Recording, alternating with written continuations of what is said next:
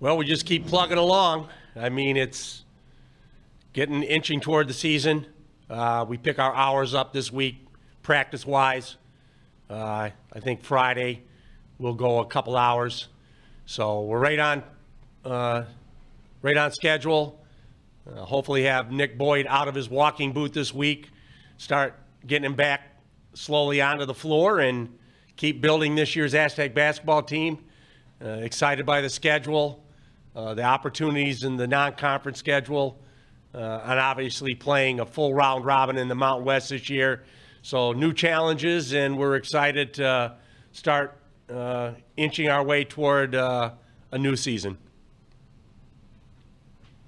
Dutch, have you thought about the impact of the Pac-12 move on your program and what that's going to mean? You know, John always said we're a Power 5 school. I don't care what conference we're in. But with that being said, I'm excited with the move to the Pac-12. I think be new opportunity, new conference, new exciting opportunities for all of us. And now we got to see who else we're going to add. And as a coach, you know, I'm worried about tomorrow's practice, and we don't join for 2 years. So we've got 2 more years in the Mountain West, competitive Mountain West, and we'll keep an eye on the future, but we'll be preparing for the present.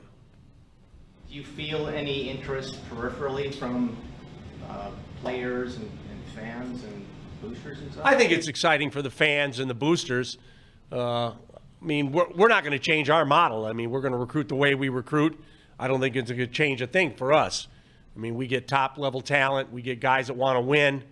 Obviously, going to the national championship game a couple of years ago has kind of cemented what we're doing, and now we have to have that as a goal to get back there someday. So we're preparing like that, recruiting like that, and we'll be excited to do it in the Pac-12 in 2 years. Would you tell Gonzaga to come and join the party? I would love for Gonzaga to come and join the party, but Mark Few will, with administration, make a decision in the best interest of Gonzaga.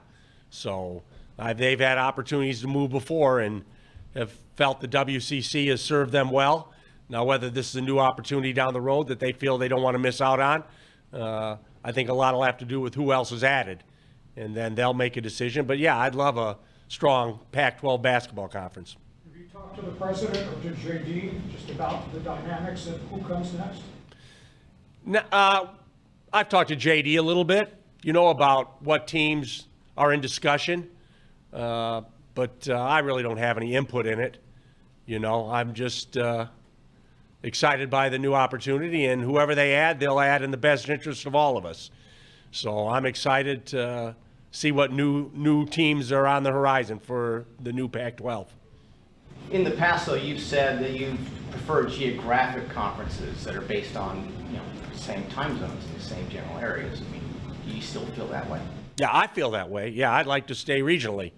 You know, I think a long time ago they should have just let football go do football and everybody else stay regional. And I still believe that. I think there'll be some sanity at some point down the road where these old Pac-12 schools that left will find out it's easier to stay regional. And so I think the model, you know, the model is the model now, and it'll be this way for a couple of years. But I think sanity will rein us all back in, and it only makes sense to play regional for all the sports, maybe with the exception of football. Do you think realignment will ever settle down? I hope so. I think it will, you know. I think the next big thing to me would be that football just goes on its own. And it's a giant football conglomerate with whoever they want, and then the rest of us will settle back in and play regionally. I think that's the smartest thing for all of us. Now, when that happens and if it happens remains to be seen, but I think that's just the smartest thing for all the other sports with the travel that we're all involved in, whether it's men's basketball or women's basketball or baseball or volleyball, whatever the sports are. I think it makes more sense to play regionally if you want a college experience and a college education that means something that you can get to class and you don't have to fly across the country. But hopefully that will come somewhere down the road. Coach Johnny with the East Village Times. Some of the non-conference home games are against local opponents. Do you believe that was important to have, especially with the new conference schedule? You know, we were just looking for home games. And UCSD and USD were willing to play us in bye games where we don't have to return those games. So I thought it made sense to play those games again in Viejas. You know, obviously we haven't wanted to play home and home with USD for a while. I just thought it was too risky to go into their building. You know how dangerous they can be at home in a crosstown game. And then even last year against UCSD, we needed a buzzer beater tip-in to win that game.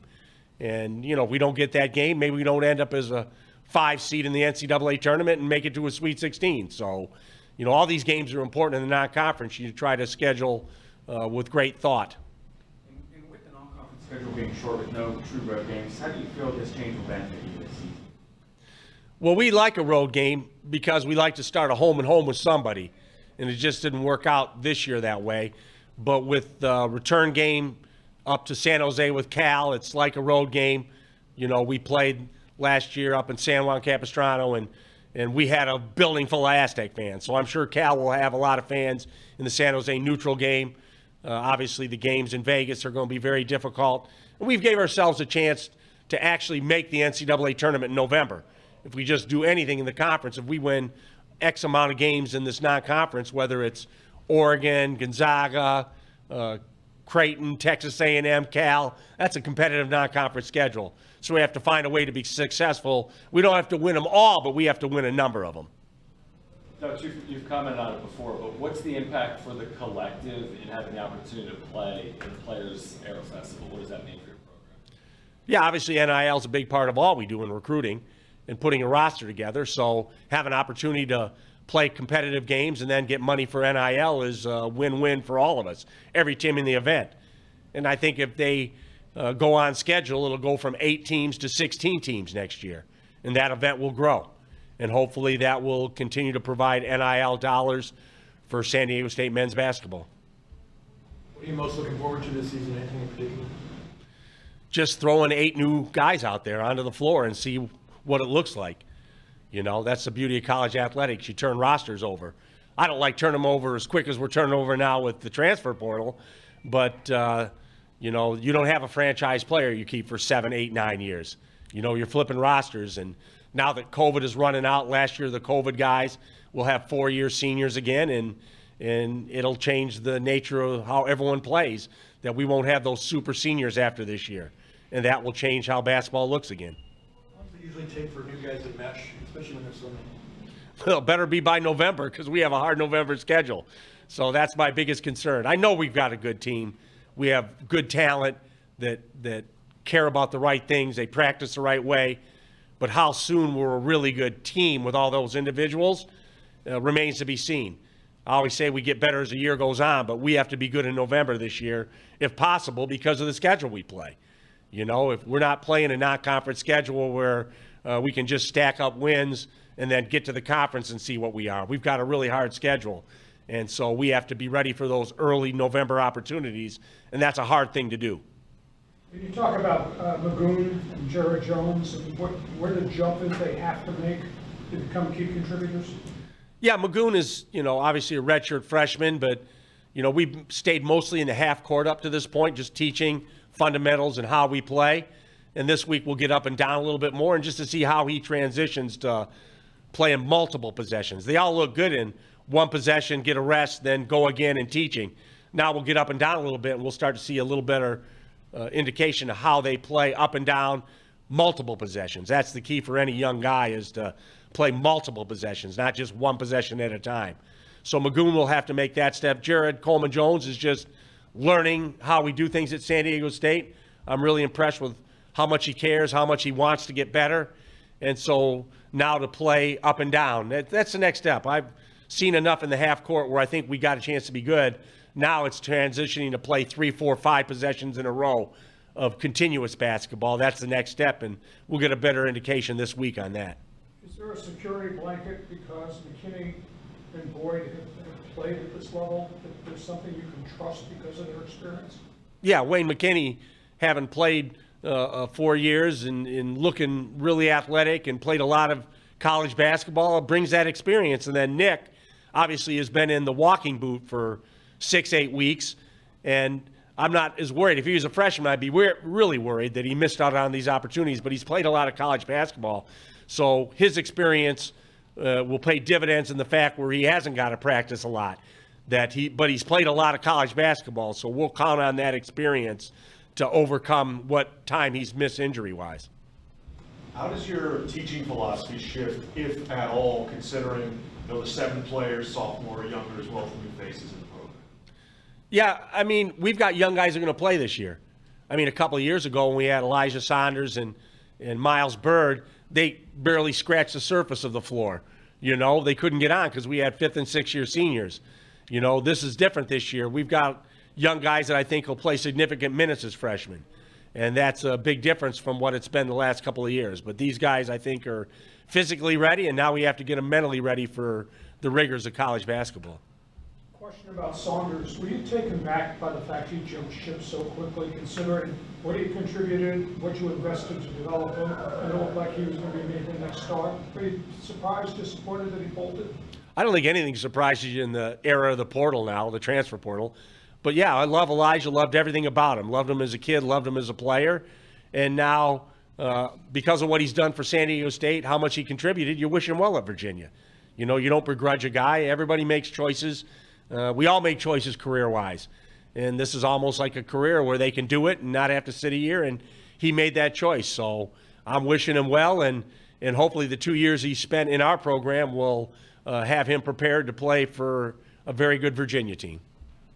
Coach, what kind of jumps have you seen in the games of the freshmen that are now sophomores, B.J. Davis and Miles Heide?